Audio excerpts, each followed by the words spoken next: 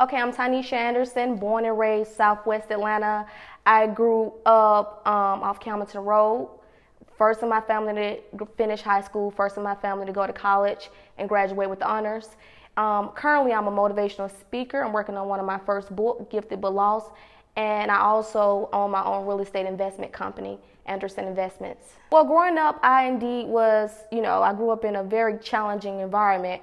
At the age of 12, I lost my father to heart failure, and before all of that, I grew up, my mom did drugs. And so the middle child, I'm one out of three of us.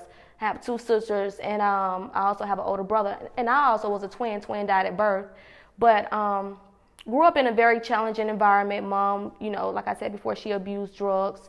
And my father, who never did drugs before a day in his life, never cursed, never hit my mom. My mom was an abuser.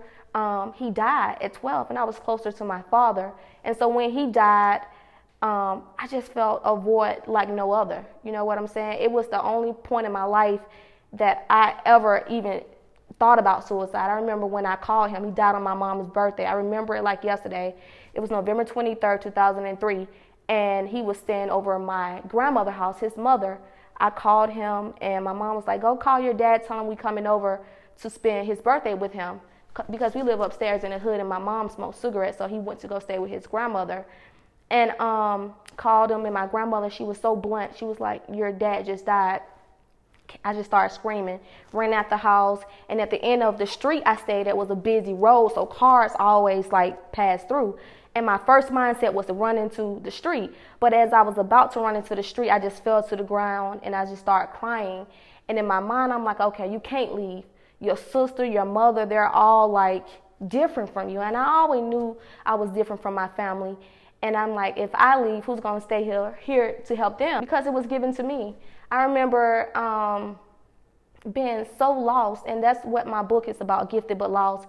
I was gifted in so many ways, but I was so lost. I was confused, Part of the reason why me and Dr. Maya Angelou connected was because in her book, I Know Why the Caged Bird Sings, she talked about when she was a young girl, how she got raped and how she opened her mouth up and told her family members, and the man who raped her died, and how she went mute and she started reading.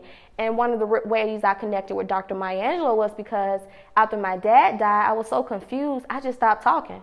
I just started reading. I read so much, and I read the whole Bible searching for answers, because in my mind, I'm like, okay, God, why didn't you take my mom, who was clearly the one who's not the role model? Why did you take my dad? You know what I'm saying?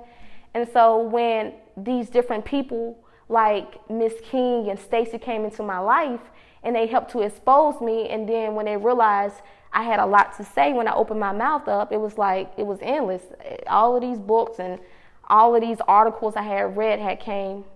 So when I was in college, I had the big head. I was in everything in college. I knew the president.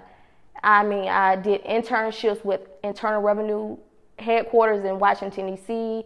I had different job offers from the FBI and all these NASA, all of these different government agencies. So I just knew that when I'm Tynesha Anderson, I put in the work. I know that I have a job coming out, and that was the total opposite. When I got out of college, I walked across that stage, and I was like, okay, I got this. Came home, and reality hit me. I must have applied to 200 jobs trying to do it by myself, and all 200 jobs denied me. And the jobs that did accept me was the jobs in Washington, D.C., like the FBI. I got a job offer from them. And I was going to go because I spent most of my life running from home because I didn't like it. Like I told you before, I grew up in the hood. And home for me was just it was embarrassing. It was it reminded me of all the things that I didn't like about myself. And got into this relationship. And the relationship was terrible. This is really the first time I'm talking about this. Got into this terrible relationship, and all I can say is 3 black eyes and 2 restraining orders later, I'm here. You get what I'm saying? That relationship was the big turnaround for me. It was like a reality check. In the process, I lost my mom to lung cancer, and this happened about a year ago. in the process, I learned the true meaning of peace and self-love. And in the process, I learned that everything happens for a reason, because had I not gotten in that relationship, I would have never been here to spend those last moments with my mom. So as I'm now connecting the dots, and I'm like, God, why did you take me through this situation with this person? Because I've always been a strong individual. You know, you would have asked anybody in college, would they see Tynesha in a relationship that was abusive? People would have said no, because of the way I carry myself. But things happen. And it was because I went through that I now understand that everything happens for a reason. I have learned a lot since finishing college. Not only am I not entitled to a job, but I know now that I never needed college to be great. You know what I'm saying? It's like if I had the opportunity to do it over again, I would have never went to college. Because before I thought that only the educated was free. And then I graduated with my bachelor's degree, and I realized that's not true. You know, it's all a game. College is a big game. It's like one of the biggest scams out there. And I know a lot of people may not agree with me, but if you see out the same lens and have the same knowledge I have now that I have a college degree, you understand that it's all about entrepreneurship. And that's what I've learned since finishing college. It's a big difference between acting like somebody and being somebody. A lot of people act. You know what I'm saying? A lot of people spend their life trying to play the role. I don't want to look like a boss anymore. Growing up, mentors used to tell me, if you want to be a boss, you know, go into these different restaurants and dress up and you know, fake it till you make it. Yeah, you can fake it till you make it, but you also got to put work behind what you do. And so for me, I've learned a great deal about just acting.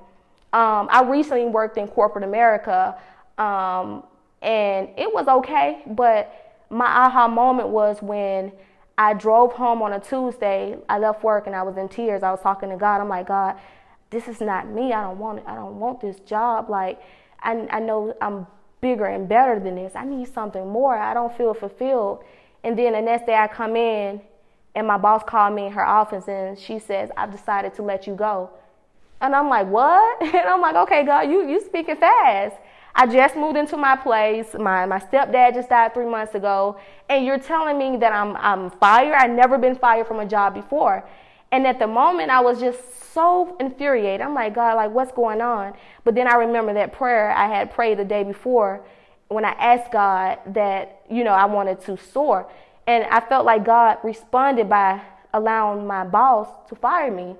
And in other words, he was saying you was getting comfortable sitting when you was meant to soar. And so had I never would have got fired from corporate America, I would have never really just gone deep into my real estate investment company. I would have never started doing different things like jumping back into motivational speaking. So God take us through certain situations in order to help us grow. And I've learned along the way that in life, in order to get to it, we first must go through it. You get what I'm saying? And then going through it, we learn, we grow, we get stronger, we get wiser. And those are all the things that I felt like God intended for me to do. Okay, Dr. Angelou. I was in D.C. interning with the IRS, and I remember calling her one summer, and I was like, that summer, and I'm like, Dr. Angelou, I was in tears. I'm like, I like this job, but this job is so boring. I really want to work in film. I really want to do this. And, you know, she was good friends with Tyler Perry. And she was like, okay, you can do that next summer. And then I was just crying. And then she was very firm in what she said. She was like, hush up, child. And I'm like, okay. Called her again about 3 days later. I'm like, hey, I'm just calling to check on you. Every time Dr. Angelou and I would talk, she would always end the conversation like, do you need anything?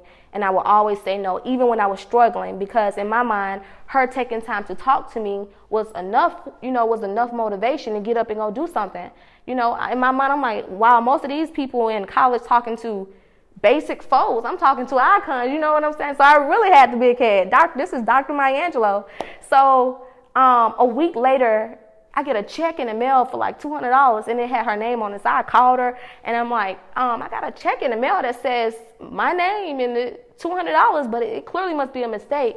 And she was like, no, that's not a mistake. I said, well, I don't want your money, you know, thank you, but no thank you. You can keep it. And she was like, I sent you that check because you called me even when my family don't call me and check on me. And I just want to show you my show you that I appreciate you, because sometimes I'm not able to answer the phone. And even when we talk, we only probably talk 3 minutes, 5 minutes max. Because at that time, she was on an oxygen machine and she was in a wheelchair. And she would give out a breath easily, but yeah, she sent me another check and then another one. I'm like, okay. And I called her, and I've always been very prideful. I'm like, I don't want your money. And at first I wasn't going to cash it, but I had one of those black mothers was like, you're going to cash this check. Either you're going to get it, or I'm going to spend it. And so when I went to the bank, I remember the people at the bank, Wells Fargo, was like, is this Maya? I'm like, yeah, that's Maya Angelou. They was like, no way. They called somebody up in the front. I'm like, yeah, that's her, you know. But very grateful for her mentorship, very grateful for her time, the time that I had to share with her while she was here.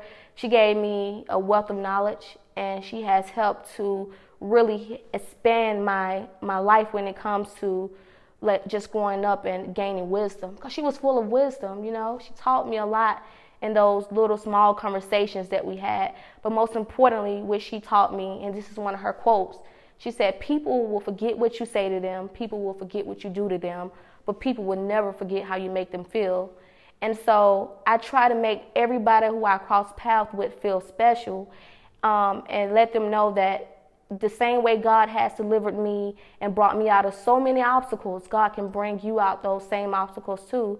And so I live my life like that. I try to be very positive, and I try to give life to people. I know that I have a gift when it comes to speaking, and I now understand that I can use that gift to give life, or I can use that gift to destroy people, and I choose to use my gift to give life to people.